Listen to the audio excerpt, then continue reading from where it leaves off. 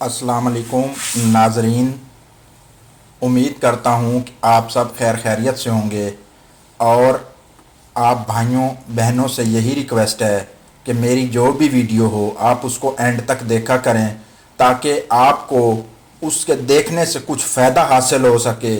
वरना ये वीडियो बनाना मेरे लिए भी बेकार है और आपके लिए देखना भी बेकार है।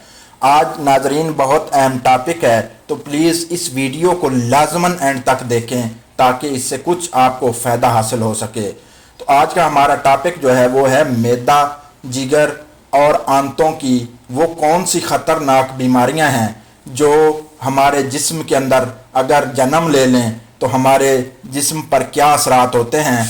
तो आप भी उन बीमारियों के बारे में जानें और उनसे किस तरह बचा जा सकता है। तो यही आज का हमारा टॉपिक है।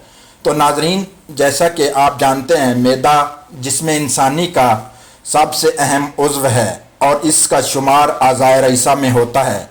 ज़िंदा रहने के लिए अज़ाए रईसा का सेहतमंद, तंदुरुस्त और सही होना बहुत ज़रूरी है। इस अमर से सब वाकिफ़ हैं कि जिगर, मैदा और आंतों की हैसियत इंसानी जिस्म में बहुत ज़्यादा है। अगर हाज़मे के अफ़आल दुरुस्त हैं तो इंसान बिल्कुल तंदुरुस्त व तवाना है, और अगर मैदे में या जिगर में या आंत में कोई बीमारी लाहक हो जाए तो ज़िंदगी उजीरन हो जाती है, क्योंकि मरीज़ जो भी खाएगा बिल्कुल बेकार हो जाएगा, वो हाज़म नहीं होगी और जिस्म पर कोई बेहतर असरात मुरतब नहीं होंगे। तो नाजरीन, जैसा कि कहते हैं कि एक सेब रोज़ाना रखे तंदुरुस्त व तवाना, तो ये कहावत तो आपने सुनी है। लेकिन नाजरीन, अगर मैदा सेब हज़म करने की सलाहियत ही नहीं रखता तो फिर क्या होगा? फिर सेब खाना भी आपको तंदुरुस्त व तवाना नहीं रख सकता। नाजरीन, यकीनन अगर निज़ाम इंहज़ाम ख़राब हो तो अच्छी से अच्छी खुराक भी जिस्म को फ़ायदा नहीं पहुंचा सकेगी, बल्कि गिरानी का बायस बनेगी। ये मुसलमा अमर साइंस की कसवटी पर उतरकर अब कुंदन की तरह आया है कि पैदाइश से लेकर आखिरी सांसों तक हमारा जिस्म जो किरदार अदा करता है, इसमें इसके वरासती असरात को जिन पर उसका कंट्रोल नहीं के अलावा अव्वल और बुनियादी असर इसकी ग़िज़ा का है।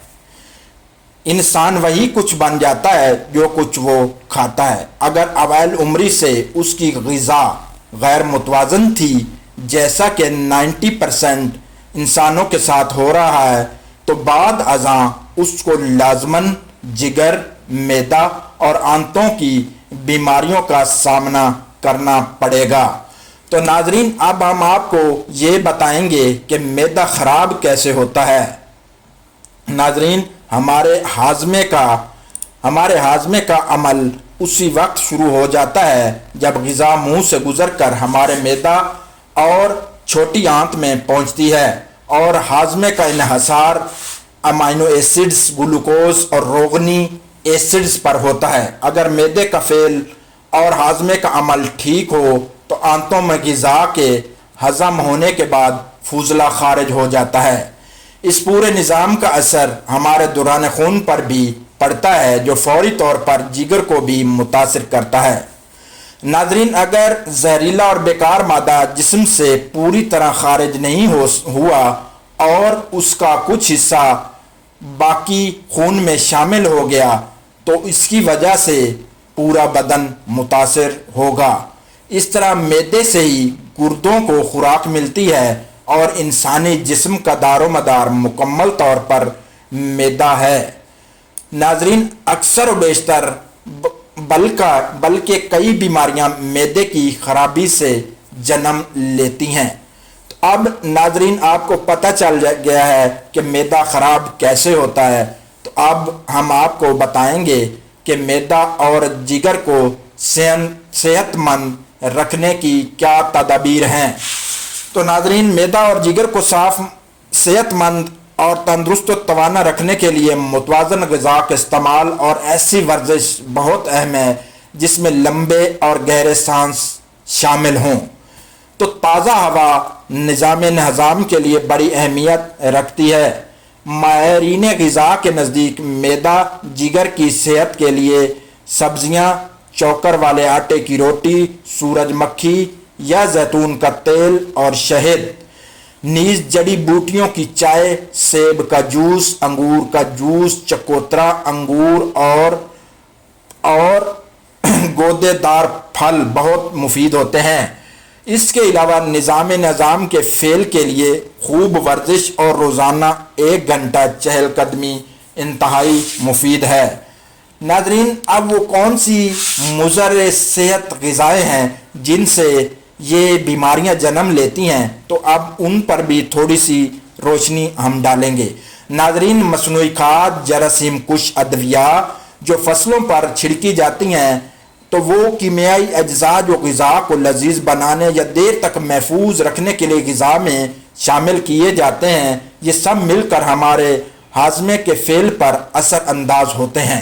الکوہل، نکوٹین، کافی، چائے، کولا مشروب، جانوروں سے حاصل شدہ چکنائی وغیرہ جگر کے لیے مضر ہیں۔ اس کے علاوہ باریک سفید آٹا یا وہ غذائی اشیاء جن میں یہ اشیاء شامل ہوں، باسی کھانے، گوشت، مچھلی، مکھن، تلی ہوئی چیزیں، مسالے، گوبھی اور مٹھائیاں، چاکلیٹ وغیرہ، یہ سب جگر کو نقصان پہنچاتے ہیں۔